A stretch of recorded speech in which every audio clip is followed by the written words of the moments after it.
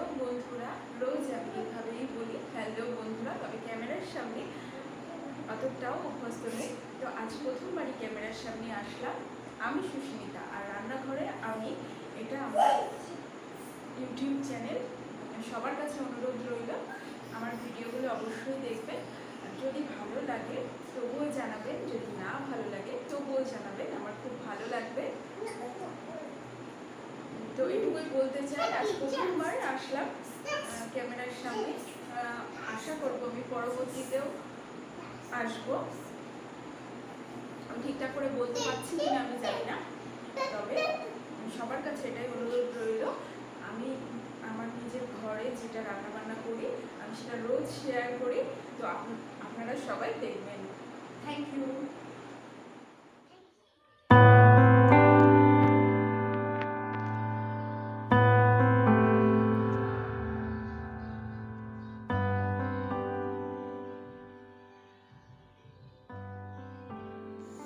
তো বন্ধুরা, এখন আমি বানাবো নিরামিষ তরকারি। তার জন্য এখানে যে সবজিগুলো কেটে নিয়েছি সেগুলো হচ্ছে বেগুন, আলু আর গাটিকচু, আর নিয়েছি কাঁচা লঙ্কা আর একটা শুকনো লঙ্কা। আর আমি সবজিগুলোকে ভালো করে কেটে ধুয়ে রেখেছি। এবার আমি যেটা করব, আমি কড়াইতে সর্ষের তেল দিয়ে তার মধ্যে আমি 5 ফোড়ন দেব। শুকনো লঙ্কাটা আগে দিয়ে দেব, তারপর 5 ফোড়ন দেব পরিমাণ মতো।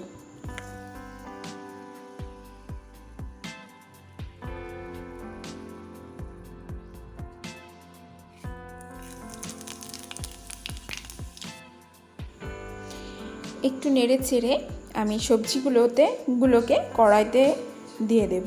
খুব সিম্পল রান্না এবং খেতেও খুব ভালো লাগে। নিরামিষ তরকারি হলে যে সেটা ভালো লাগবে না এরকম না, নিরামিষ তরকারি যত সিম্পলভাবে রান্না করা যায় ভালো লাগে। তো এখানে আমি দিয়ে দিয়েছি, কড়াইতে দিয়ে দিচ্ছি। মামা বাবাই বাজারে গেল, বাবাই বাজারে গেছে তো। হ্যাঁ, তুমি দেখো।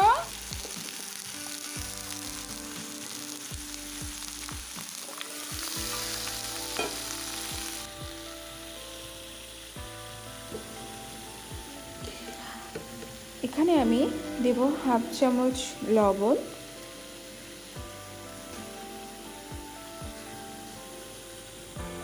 আর 1/2 চামচ হলুদ গুঁড়ো দিয়ে আমি একটু ভাজা ভাজা করে নেব।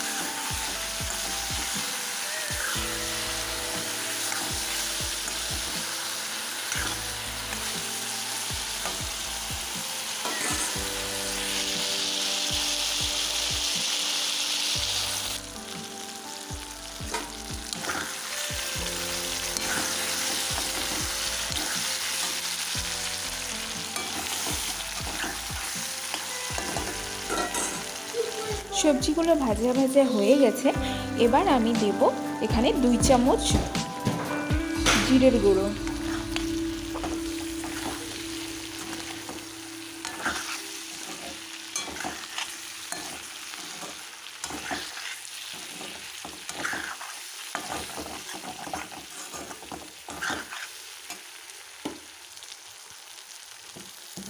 খুব সিম্পল রান্না। আমি জিরের গুঁড়ো দেওয়ার পর একটু নেড়েচেড়ে এখন দিয়ে দিচ্ছি জল পরিমাণ মতো, আর লবণটা অবশ্যই টেস্ট করে দিতে হবে। আর যেটা আমি দেবো সেটা হচ্ছে চিনি। নিরামিষ তরকারি বা যে কোনো একটু তরকারিতে একটু সামান্য পরিমাণ চিনি না দিলে আমার ঠিক ভালো লাগে না, তো সেই জন্য আমি চিনি দেব। কেউ যদি এইভাবে বানায় তো চিনি নাও দিতে পারে। আর 5 মিনিট আমি এভাবে রাখবো, ততক্ষণে আমার আলু সবজিগুলো সব সেদ্ধ হয়ে যাবে। বেগুন অলরেডি সেদ্ধ হয়েই গেছে। তো মিডিয়াম আছে রেখে তারপর আমি নামিয়ে নেব। তো তোমরা দেখতে থাকো শেষ পর্যন্ত।